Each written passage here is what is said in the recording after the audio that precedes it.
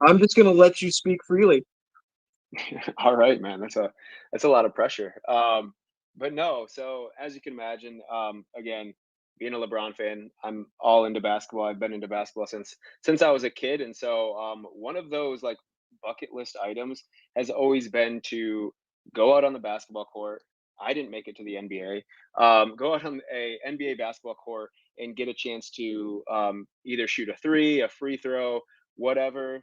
Obviously, the half court shot was cool, but just to be out there. And so once I even got the opportunity, and I'll go more into detail in a second, that was like checking off my bucket list right there. I was like, I'm going to be on the court. I'm going to get to take the shot in front of 20,000 people. I was like, I'm good. Whatever happens after this is just, I guess, icing on the cake. And so, just to kind of give you guys an idea of where my head was at.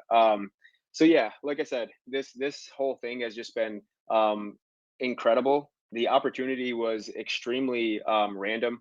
At the time, I was just sitting there watching the Mavericks game, and I don't know if there's any Mavericks fans here, but that game they were just getting pounded. I think they were down by like 20 or something early in the first quarter. It was my first game of the season, and so I'm just like, this is rough. Luca wasn't hitting any shots, so it was definitely not the best game to bring my girlfriend to, and so towards the end of the first quarter, some guy dressed up in Mavericks gear was kind of like lingering around our section and around our seats, kind of like walking up and down. I didn't really know what he was doing. Um, and he ended up approaching me and my girlfriend and just really asked, he was like, hey, are you guys like, are you interested in competing for a chance to get on the court and do a promotion? I'm like, yes, obviously. Like in my head, I'm thinking we're just going to go out there. They usually have promotions that are like guess the lyric or like toss a giant Whataburger fry into the holders. And so I was like, cool, like I can toss that fry into the holder in front of people. Like there's no real skill that comes into play there. So I'm like, yeah, I can do that. So well, he told me he was like, I'm gonna have somebody come get you just before halftime so you can go into the practice gym. And I'm like, another bucket list thing, like going back into the practice gym, that's awesome. So eventually I'm just kind of like sitting there waiting, still watching the game. The Mavericks are kind of like getting a little bit closer, but not good enough yet. And then some guy with giant foam hands comes up and brings me and the girlfriend down to the practice gym, which was absolutely awesome. Like I said, being down there that close to the floor, like I felt like kind of like a big deal walking down from the seats and being like escorted through the players tunnels. They could have literally sent me back to my seats at that point, and I think I would have been like perfectly satisfied. So, anyways, big foam hand guy was like walking us into the gym where I see four other people shooting at the hoops. So now I'm not really sure what is happening. But anything with basketball excites me. So I was like, that's cool. Someone passed me a ball and I'm just kind of like shooting around. They're like, yeah, we'll shoot some layups, free throws, take some 3 pointers. And I'm just shooting around a little bit, feeling pretty good. And like I said, I play basketball regularly, so it just kind of felt like a routine like shoot around. Um, I will mention that the NBA 3 point line is it's only a little bit further back, but when you are shooting it and you're used to shooting a little bit closer, it feels like about a mile away. And so that was kind of tough to get used to that. And so anyways, we're shooting around for a little bit. They gather us all together and tell us that we get one practice round to make a layup, a free throw, and a 3 pointer in 30 seconds. So the one guy goes, he makes a layup right away. He hits a free throw and takes like 3 shots and then hits the three. So he ended up getting it in about 20 seconds. I go second. I do the layup, make the free throw, miss the 3 pointer a few times before I finally got it to drop in. So I ended up in 23 seconds. So I'm like, okay, this guy like slightly beat me. And honestly, I didn't realize that that was a practice round. Um, Afterwards, I actually told my girlfriend, I was like, oh well, that's too bad. And then they're like, oh no, you get another try. And so I'm like, oh okay, cool, like that's awesome. And so now we go to the real challenge. The other people that participated weren't really that close; they couldn't get it in 30 seconds. So the same guy goes first. He hits a layup, hits a free throw. He missed the three maybe one time, and then hit it on his second shot, and so like his time was 13 seconds. So I'm just like, I look at my girlfriend and I'm like, well, damn. I was like, well, this was fun. I guess I don't have to go out there and like shoot in front of all of these people because at this point, like the nerves were kind of like kicking in where I was like, well, shit, like that's a lot of pressure. While yes, I could hit the shots, I could also fail completely and miserably. And so I was like, yeah, I was a little bit nervous. And so, anyways, I end up going up there. I make the layup. The free throw kind of like bounces in awkwardly, and then I shoot the three and it goes in on the first shot. And so my time was 9 seconds, which is a really fast time to do that. And so I was really surprised that obviously I would have had to hit all of them to do that or to even beat him in general. I don't know if I could have got a rebound and shot another one. And so then they let me know, they're like, yeah, well, you get to go out there and shoot in front of 20,000 people. So again, the nerves are starting to pick up a little bit because I'm like, well, shit, like I really thought that this was I didn't really think as far to be like at the court yet. It was more of just thinking of like the preparation to get there. And now I'm like, well, shit, now I'm actually going to go out there and shoot. So, anyways, at this point, just to clarify, I don't even know what this is for yet. Like again, I thought I was going in there to throw Whataburger fries around, and I'm out here shooting on an NBA practice court. So it's pretty incredible. Anyways, the other people are like escorted out, and they're like, "Hey, do you want to shoot a little bit longer?" And I'm like, "Yeah, that's cool." I'm shooting some threes, and then one of the partnership team members tells me like, "Well, you should practice your half court shot." And I'm like, "Oh, like a half court shot?" And they're like, "Yeah, well, you're gonna have to go shoot the free throw, the layup, the 3 pointer, and then you're gonna get a chance at a half court shot." And I'm like, "Okay." Honestly, I'm more comfortable with shooting the half court shot than sitting at the free throw line for 30 seconds missing shots. So I was like, I was like, "Okay, that's cool." Um, so, anyways, they pass me the ball at half court, and I shoot it. Um, I hit rim on the first one, and they were like, "Whoa, like he's actually like really close." And so they're a little bit shocked, and then they tossed me another one, and then I hit the second one. So they're all kind of like laughing, and at this point, I still don't know what I'm gonna win. And so I'm thinking like, "Yo, like if I hit this shot, I'm gonna walk out with a dope ass Luca jersey." I was like, maybe he'll sign it. I was like, I don't know. I was like, I'm really excited about that. Maybe I'll get a picture with him or something. And so then I finally asked, I'm like, so what is this even for? And the guy is like, well, it's for our new sponsor, Voyager. Um, I work in sponsorship and partnership, and so I am familiar with like the different partnerships that the Mavericks do and the Rangers and around specifically the DFW area. And so I'm like, that's dope. I was like, well, what do I win? And the person's like, well, I believe you win like $100,000 if you hit all the shots.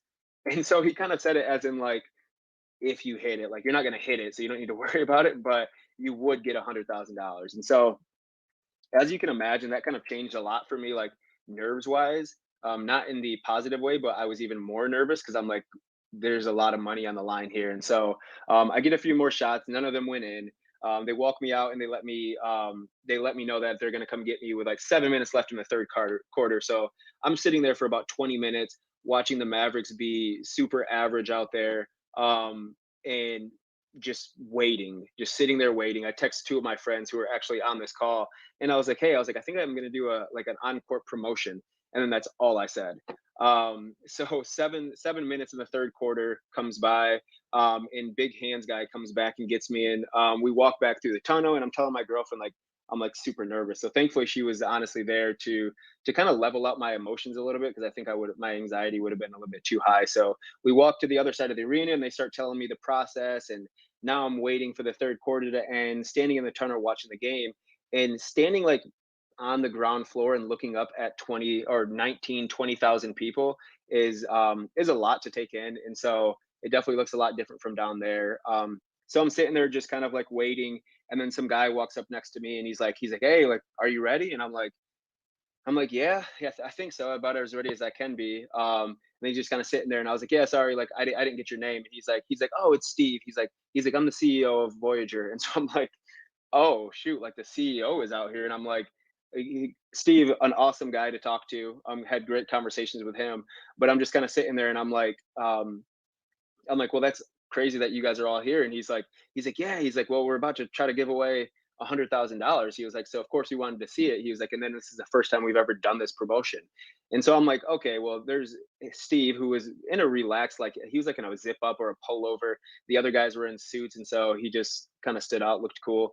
So I'm sitting there for a little bit longer, and mentally I realized I was still very nervous, and I needed to get into like a different headspace. So well, it sounds weird. I had to get like very like overly confident in myself. And so one thing I remember telling Steve, we kind of like stopped talking for a second, and then I was like, so like, are you the one that's going to be giving me the $100,000? And he's like, well, he's like, yeah, he's like, if you hit it. And I said, well, like, I didn't come here to not get the money. I said, so like, once I hit the shot, I'm just letting you know I'm going to walk over to you, and I want you to set up my account. And he was just kind of like laughed, and he's like, well, he's like, I really hope you do that does happen. He said, we really want to give this money away. So like right then I kind of got an understanding of like who Steve was, what his intentions were, and it was all like very positive stuff. Awesome guy. Um, so anyways, the time finally comes, I get out there, and my thought was like, and I kept telling my girlfriend, I'm like, if I make the layup, we walk out of here with $2,500.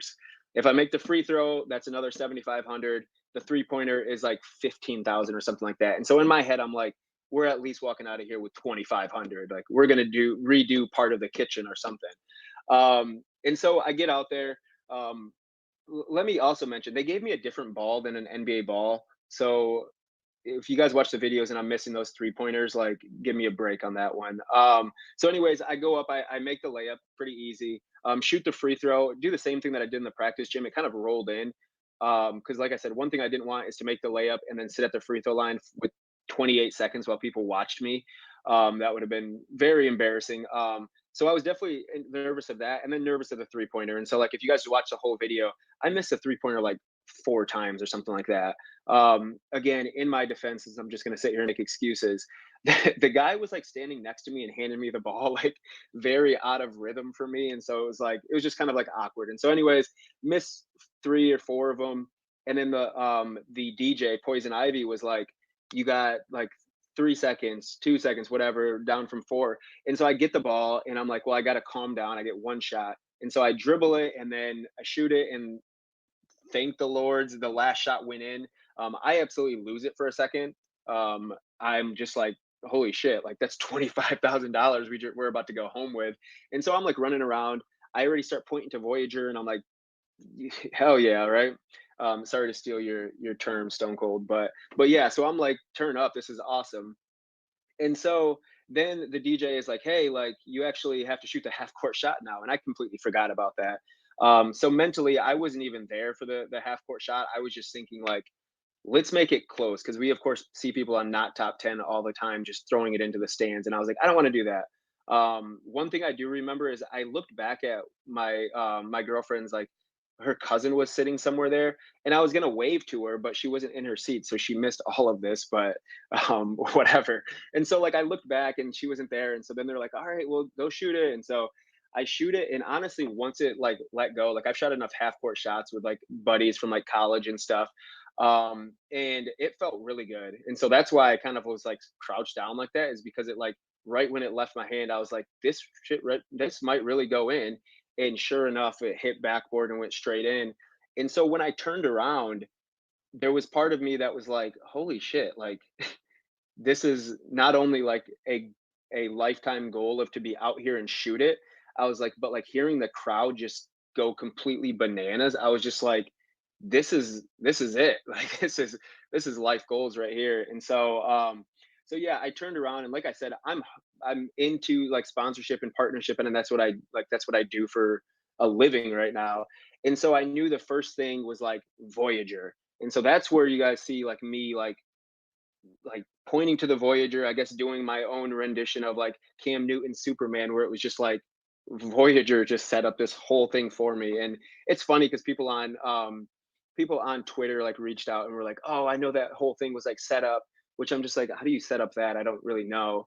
I feel like if I set up a half court shot and to make a 3 point whenever, I'd probably be running the backcourt with Luca, like getting a lot of money. But yeah, and so like they're like, and it looked a little fishy because he pointed right to the sponsor, like this was all a marketing ploy. And I'm like, first off, sponsorships are marketing ploys, but don't go too deep into that. But I'm like, they're also giving me $100,000.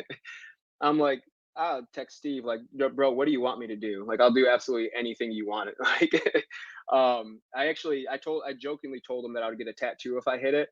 And they've been mentioning it the last couple of days. And I'm like, dude, I'm not actually getting a tattoo, but that's fine. So, anyways, if you see in the video, like after I made it, pretty calm. And then I kind of lose it for a little bit. I've heard that I ignored several high fives there. Didn't even notice those people existed after I made the shot, honestly.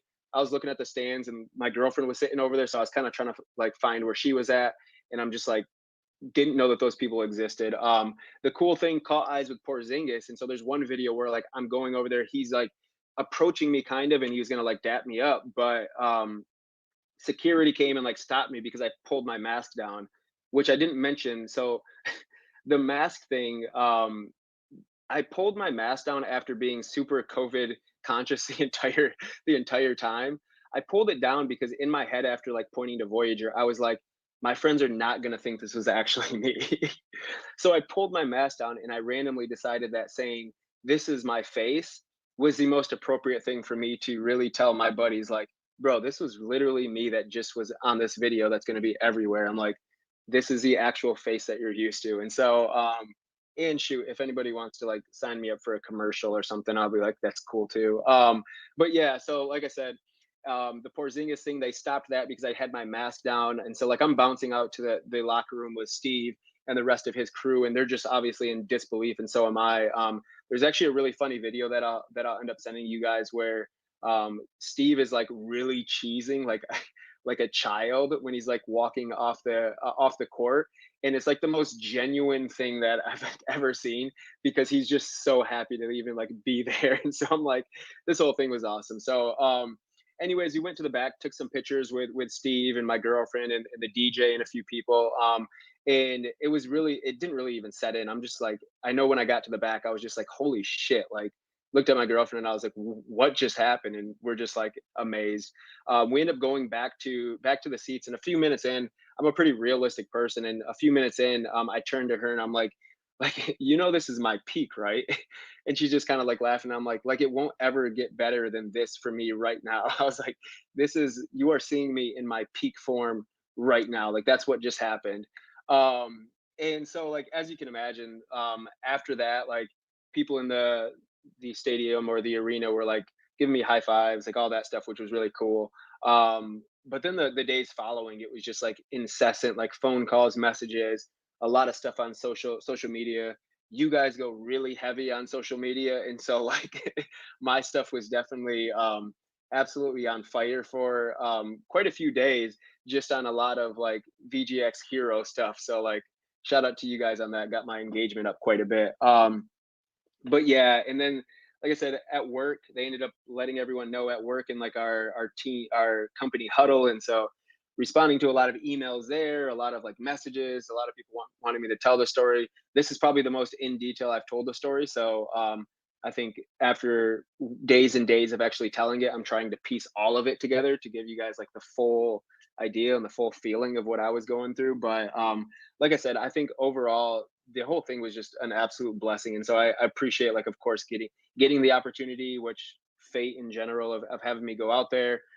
Shout out to the other people that didn't make it in 9 seconds. So I'm really happy about that, and shout out to the ball for going in the hoop where it should be. And so, like I said, it was definitely something that like I could have never really truly imagined a situation like this to happen, and so just definitely very very grateful of the opportunity and everything that's hopefully going to come from that.